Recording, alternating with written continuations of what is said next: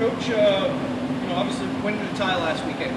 What's your biggest takeaway kind of going into practice this week from what you guys did this week? I felt like there was moments for large parts of the whole weekend where we played really good hockey. Outside of our start on Saturday, I thought we played a darn good brand of hockey, something we've been chasing for a while, and there were some positive signs that we're moving in the right direction when we need to be. Obviously, the downside is you give the 6 goals or the 3 goals in the first 6 minutes on Saturday. I'm curious to know how has Josh sort of responded, and as a team, how have you guys kind of gone about avoiding something like that happening? Well, I mean, we have to help them out. I think that was collectively as a group we got down 3-0 due to a slow start. They made some nice shots. They had a great tip. They scored 3 different ways: rush, 4-on-4, nice forecheck turnover created. So Josh has been through this before. Slow start. It was more of a team move to get Mans in there, and happy we were able to do it. I mean, never happy to have that happen, but in hindsight, to still get the tie, to play our freshman goalie, and to see him stand tall in there, I think it's a good building block. With the playoffs kind of being 2 weeks out, do you go about managing the team a little differently this weekend, or is it just kind of business as usual? No, I've been pretty upfront with our guys. Our intentions on Friday, a little bit Lions versus Vikings from the Lions standpoint. We have an off week after that, so our guys will have rest.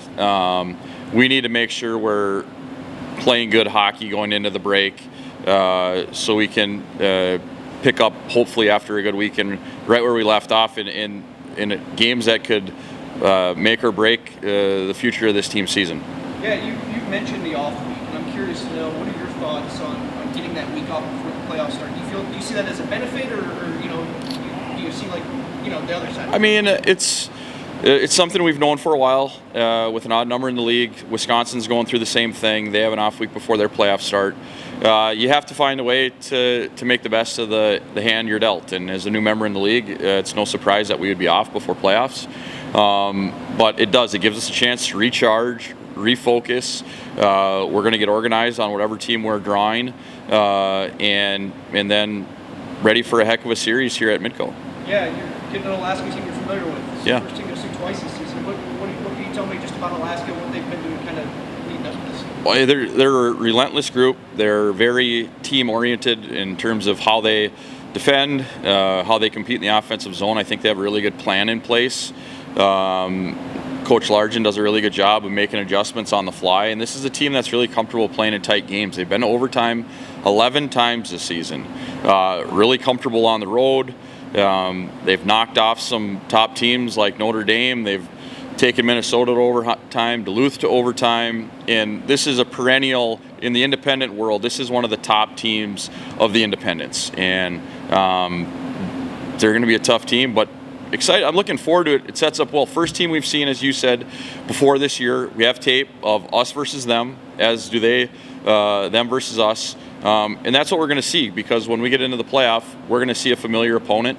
And we're working on the process. How do you prepare late in the year for a team and execute a game plan? One player I want to touch on, obviously, Easton Young, CCHA defenseman of the week.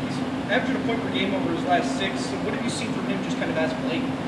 I think this is Easton acclimating to college hockey. I think it's a big step for kids coming out of the USHL to go to college hockey.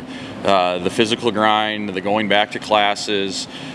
He's doing a good job of finding his way forward, in becoming more comfortable in this new setting for him. And with that, his gameplay is able to show. You kind of mentioned it, but that first weekend you have a home series. What does that mean for the program? First year conference eligible to find yourself in the top part of the league, to host playoff games in Midco Arena? It's a great next step. We've been through a year and 3/4 of firsts. This is the first playoff game that'll be at Midco. It's exciting that it's in year 2. It got to be for the fan base, and you go back. around, I mentioned it on the presser Saturday. Michigan Tech has had hockey for 104 years, okay?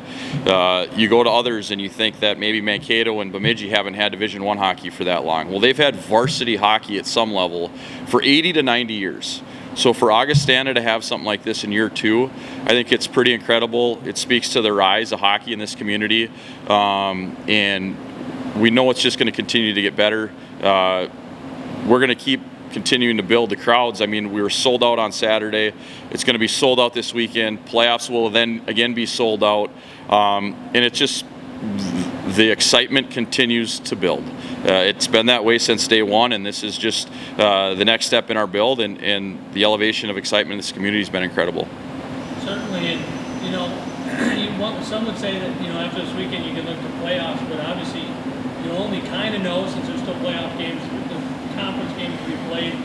Does that mean with your game you guys will be paying close attention to the other conference matchups these next 2 weeks? Without a doubt, and